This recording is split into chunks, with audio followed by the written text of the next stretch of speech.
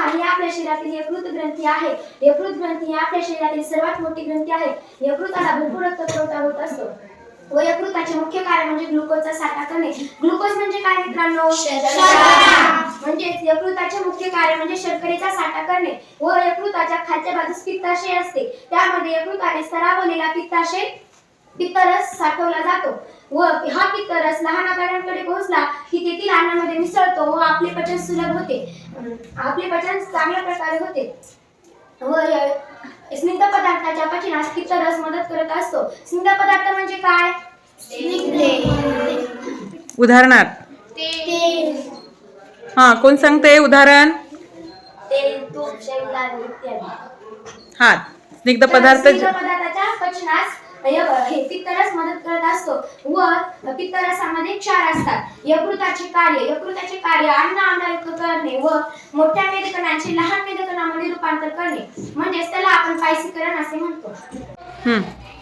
हे पहा, तोंडात अन्नाचा घास घेतल्यापासून त्याच्या पचन क्रियेला सुरुवात होते. तोंडातील अन्न दातांनी चावले जाते व त्याचे बारीक बारीक तुकडे होतात. तोंडाचे कार्य तोंडातील अन्न बारीक बारीक तुकड्यांमध्ये रूपांतर करणे.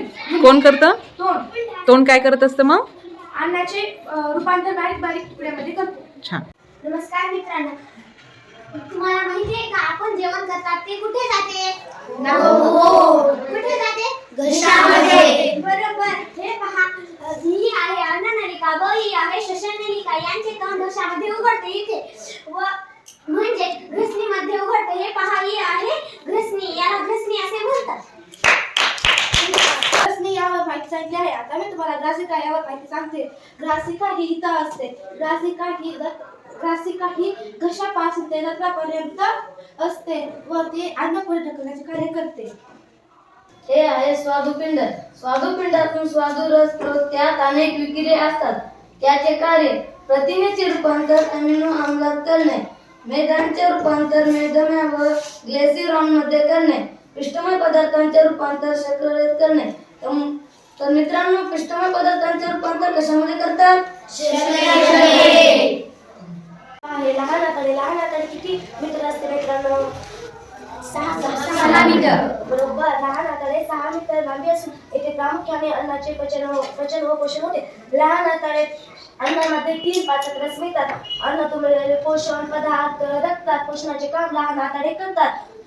लहान आतड्याचे कार्य प्रथिनेचे अमिनो आम्लात रूपांतर करणे, पिष्टमय पदार्थाचे ग्लुकोजमध्ये रूपांतर करणे, मेदाचे मेदाम्लात ग्लिसरॉल मध्ये रूपांतर करणे. मोठे आतडे. हे पहा, हे मोठे आतडे आहे. मोठ्या आतड्याची लांबी किती असते? 1.5 मीटर. बरोबरच. मोठ्या आतड्याची लांबी सुमारे 1.5 मीटर असते. 1.5 मीटर. येथे फक्त पाण्याचे शोषण होते. मोठ्या आतड्याच्या सुरुवातीच्या भागाला काय म्हणतात? अपेंडिक्स. मोठ्या आतड्याच्या सुरुवातीच्या भागाला अपेंडिक्स हा छोटा भाग जोडलेला असतो. येथे आकृतीत दाखव. लहान आतड्यात अन्नाचे पचन झाल्यानंतर पचलेला अन्न आणि पचलेल्या अन्नातील उर्वरित घन भाग मोठ्या आतड्यात येतो. पचन क्रियेनंतर उरलेला पदार्थ गुदद्वारामार्फत शरीराबाहेर टाकले जातात. यालाच आपण मोठे आतडे म्हणतात.